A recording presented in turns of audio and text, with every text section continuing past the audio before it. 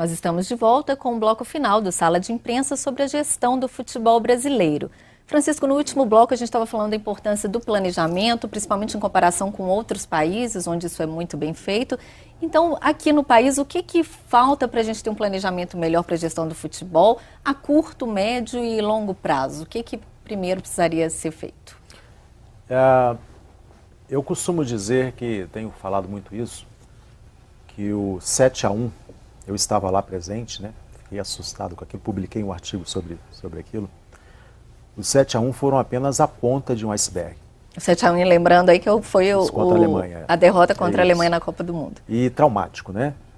E eu ouso dizer o seguinte, que tomar de 7 foi benéfico para a gente. Eu acho que revela a nossa doença. Né? É uma maneira de você indignar a comunidade do futebol e todo mundo cair na real de que tá errado, tem algo que tem coisas erradas. Né? Não dá para ficar cobrindo, tapando mais com a peneira. Né? Mas essa indignação, de fato, houve por parte houve. Da minha parte, houve. Sim, mas... Eu acho que foi uma comoção nacional. E eu acho que a consequência disso é justamente a falta de planejamento, a falta de uma gestão da seleção. Convocou-se mal, jogadores que não tinham a menor condição de... Puseram a carga em cima do Oscar, que ele seria um craque, e nunca jogou nada. Mas eu vou além. Houve o erro da administração do próprio Filipão. Eu vou além, porque eu acho que o Filipão é o menos culpado. Eu acho que a estrutura revela os vícios estruturais, e aí nós estamos ultrapassados, por exemplo, na formação de atletas. Porque a seleção da Alemanha se preparou por 8 anos. Exatamente, 10 anos. Tem exemplos aí da Bélgica, da Alemanha, da Holanda, que fizeram trabalhos de longo prazo e modernizaram a metodologia, modernizaram conceitos, buscaram conceitos atualizados. O que acontece no Brasil? Nós tomamos um caminho inverso. Nós éramos, Copa de 82, seleção que encantou o mundo. Futebol técnico, bonito, a habilidade, a inteligência dos atletas, isso ficou marcado. E a partir de 90, Copa da Itália, nós tomamos um caminho inverso, que nós privilegiamos demais o treinamento físico. Nós treinamos, no Brasil se treina muito, comparando com o europeu, e esse treinamento é predominantemente de natureza física. Estamos privilegiando nas categorias de base jogadores altos e fortes. O que é que nós estamos... Vamos citar uma situação. Existem ilhas de excelência no Brasil.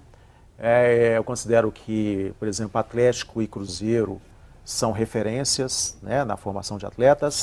Tanto é que a solução para os times profissionais estão saindo da própria base. O índice de aproveitamento da base aumentou muito recentemente. Não significa que sejam perfeitos, tem erros, tem alguns erros metodológicos. Eu acho que o investimento na base no Brasil ele é muito para dar uma satisfação, entendeu? Porque não investem como deveria, porque a gente não tem essa visão de longo prazo, a gente tem o imediatismo, que prefere trazer uma estrela, um cara, um medalhão. Eu trago o Maradona e eu não preciso do resto. Para dar satisfação para a torcida e para a imprensa, e aí, se não for bem, o dirigente se exime de culpa. Não, trouxe um cara que era o bambambam da história. Então, não se investe de maneira adequada nas ciências do esporte. Nós estamos ainda, um ou outro investe, mas ainda não é de maneira adequada. Nós não temos, por exemplo, dentro dos clubes, um cientista ali, um laboratório de aprendizagem motora, de biomecânica, ou seja, as ciências do esporte já auxiliando na formação. O Cruzeiro usa o FMG para isso, para algumas coisas. Sim. A tecnologia. Existem. Eu estava no Cruzeiro nessa época, acompanhei o processo, estava muito envolvido, inclusive. Mas ainda não é aquela coisa, um investimento maciço nesse ramo, nesse setor. E aí o treinador da categoria de base, há um discurso hipócrita de que aqui nós privilegiamos a formação e não o resultado. É mentira, porque o treinador de categoria de base de um clube grande, Ele sabe que se ele não ganhar do rival, o cargo dele fica a perigo. E aí, muitas vezes, tome jogador alto e forte, ligação direta, chutão, trombada, bola aérea, jogador robô, não é? E em detrimento do que é mais frágil fisicamente, mas que tem uma capacidade técnica e de inteligência de jogo, que é fundamental ter. Não adianta ter apenas atleta rápido e habilidoso. Não. Hoje o futebol europeu é o maior exemplo. Tem que ser atleta rápido, técnico e inteligente. A inteligência de pensar o jogo, compreender o jogo. Mas como melhorar essa formação para resgatar a tradição do futebol brasileiro? Como é que fica a questão da exportação de jogadores? Deixa eu te dar um exemplo que vem de fora, de novo, que vem de Olimpíada. Os ingleses, em Sydney, foram 21º colocados. Mas eles tinham a pretensão de fazer uma Olimpíada em casa. Então você tem que ter um resultado positivo. Tá? Dessa vez eles ficaram em quarto. Eles, quando faltavam 8 anos, eles pararam e falaram, o que vai acontecer em Pequim não tem importância. Tem importância para Pequim, não, em Atenas. Para frente. E eles começaram um trabalho em 2004, em Atenas 2004, para chegar em Londres e fazer um papel bonito. A visão de longo prazo. O Brasil simplesmente chegaram agora, faltam 2 anos para a Olimpíada, né? Temos que ficar entre os 10 primeiros. Entre os 10 primeiros são 28 medalhas de ouro. De onde que vão vir essas medalhas? Tirando o vôlei. Não é de uma hora para outra que você... Nós trabalhamos assim, daqui a 2 anos da Olimpíada, nós vamos acabar com a vamos arrebentar na Olimpíada. Não é assim. Para competir bem nessa Olimpíada, tinha que ter começado 8 anos antes. E tem atletismo, e tem uns esportes, halterofilismo. Um atleta pode levantar 3 medalhas, que é arranque, arremesso e total. São 3 medalhas. Mas e agora, uma vez que isso não foi feito? O processo ele é longo. Nós temos que aprender, legislação, natureza, mudar a natureza das entidades, investimento na gestão, obrigatoriedade de ter gestores, né, realmente capacitados nos clubes, leis de responsabilidade fiscal, e aí vai o processo, a cadeia. Educação física escolar, futebol amador, o esporte especializado, as categorias de base, faculdade de educação física, mídia esportiva, federações, CBF, clubes, todos os atores envolvidos entenderem que é necessária a mudança, porque do jeito que está fadado à falência. O modelo atual, na verdade, ele já está falido. Um exemplo claro, está falido. Não existe educação física na escola. Tem um colégio em Belo Horizonte que você matricula seu filho e você paga uma taxa de academia. Não tem professor de educação física praticamente. Ele está ali só para enfeitar. Não é mais nada. Antigamente, eu lembro que na época que eu estudava, o professor de educação física era um detector de talento. Sempre foi. Eu estudei no Colégio Arnaldo, que tinha Olimpíada interna, competição o ano inteiro. Não é só de futebol. Tinha de natação, de vôlei, de basquete, de handebol, de judô. Tinha atividade, o aluno tinha opções. E os professores de educação física eram detectores de talento. Eu vi teve muita gente que saiu do colégio para jogar basquete no ginástico, no Minas, no Mackenzie, no Olímpico. Futsal jogava no Olímpico, entendeu? Os clubes eram fortes, né? Os clubes eram fortes. Tinha um time de futsal que eu fui jogar no Olímpico, eu fui para o Olímpico jogar futsal, o time do colégio era o time do Olímpico, infanto juvenil, em grande parte. Quer dizer, é diferente. Hoje você não tem mais isso. E passa também pela capacitação técnica dos profissionais que militam no futebol. Não só dos jogadores. Não só dos atletas. Por exemplo, a maioria dos atletas de futebol vem de uma classe social menos favorecida, né? Ele vai ali buscar uma possibilidade de ascensão social, de repente uma independência financeira para ajudar a família, né? E muitas vezes ele estuda de maneira precária. Ele vai se dedicar tanto ao futebol que o estudo dele fica meio ali em segundo plano. Há uma obrigatoriedade de estar matriculado, mas não está tendo muita obrigatoriedade de desempenho acadêmico, né? Então, esse atleta, né, se torna um profissional e quando ele encerra a carreira, ele não se preparou para fazer outra coisa. Automaticamente ele vira treinador de futebol. E aí ele vai lá para as categorias de base, geralmente começa nas categorias de base, na maioria das vezes sem um mínimo de condições para isso. Porque ele se torna um mero repetidor dos treinamentos que ele recebeu quando atleta, mas sem saber o porquê, como, quando aplicar. Mas existe um centro de formação para essas outras atividades? A CBF, sejamos justos, está investindo na formação de treinadores. Eu, inclusive, fui convidado para ser um dos instrutores nos cursos da CBF. E uma ideia até que eu dei para o Maurício Marques, que é o coordenador do curso, na época eu falei sobre isso, eu falei, o curso é muito caro, você tem uma ideia, um ex-atleta que vier lá de Belém para ficar na Granja Comari um mês pagando, que o valor também não é barato. O cara tem que ter dinheiro. Tem que ter dinheiro. Então eu falei, olha, o custo tem que diminuir e regionalizar.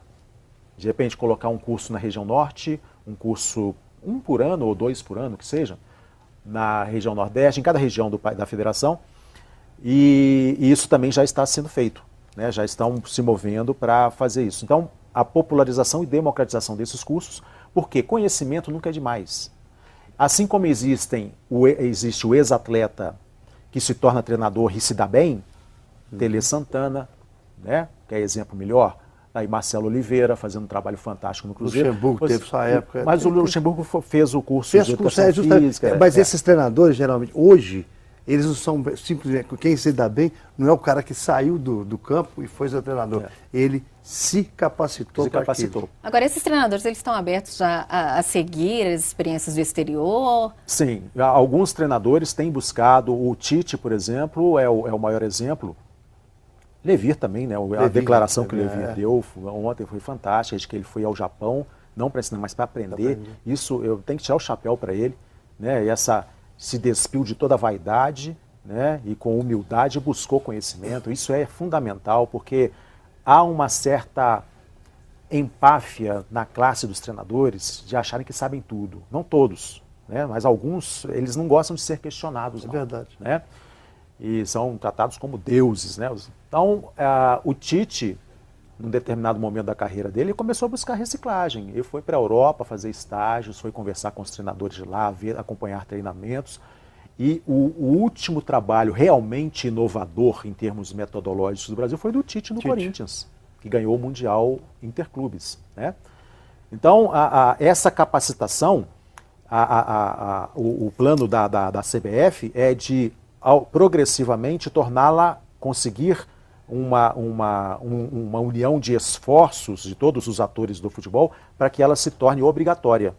Assim, eu sou graduado em Educação Física, assim como aconteceu na regulamentação da profissão, com a criação do Conselho Regional de Educação Física, isso há 15 anos atrás, houve um processo que não foi fácil, foi demorado, teve muita briga, teve muita discussão, muita gente contra, mas houve nesse processo uma preocupação social de garantir direitos a quem já estava no mercado, direito adquirido. Né? O profissional já está aí. Antes do estabelecimento dessa norma, quem já estava atuando vai ter o direito garantido, mas que proporcionando cursos de provisionamento, como foi na educação física. Que esses cursos possam ser também disponibilizados para aqueles que não tiveram a oportunidade e que eles tenham um prazo, né, para buscar essa capacitação através desses cursos. Ivan, nosso tempo está acabando, a gente tem um minutinho. A CBF pensou nisso, faz isso e tal, mas ela dá um exemplo péssimo da seleção principal, que ela coloca um treinador que não fez capacitação para coisa nenhuma. Então, só para concluir, Francisco, há a possibilidade de haver mudança na legislação em breve? Qual que é a perspectiva agora?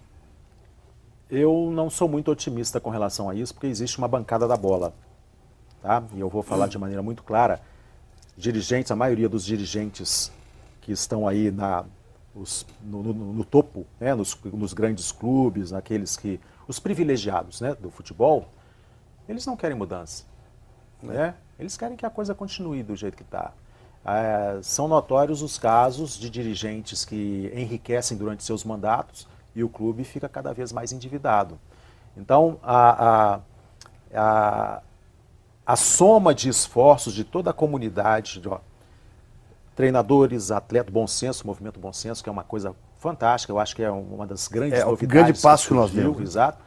Então, bom senso, a Universidade do Futebol com o professor Medina, a ABEX, eu sou filiado à ABEX, que é a Associação Brasileira de Executivos de Futebol, o Wagner Mancini criou a Federação Brasileira de Treinadores de Futebol, somar esforços, buscar o apoio da classe política, buscar o apoio midiático, com isso gerar apelo popular para fazer pressão para que essas leis possam vir a ser aprovadas.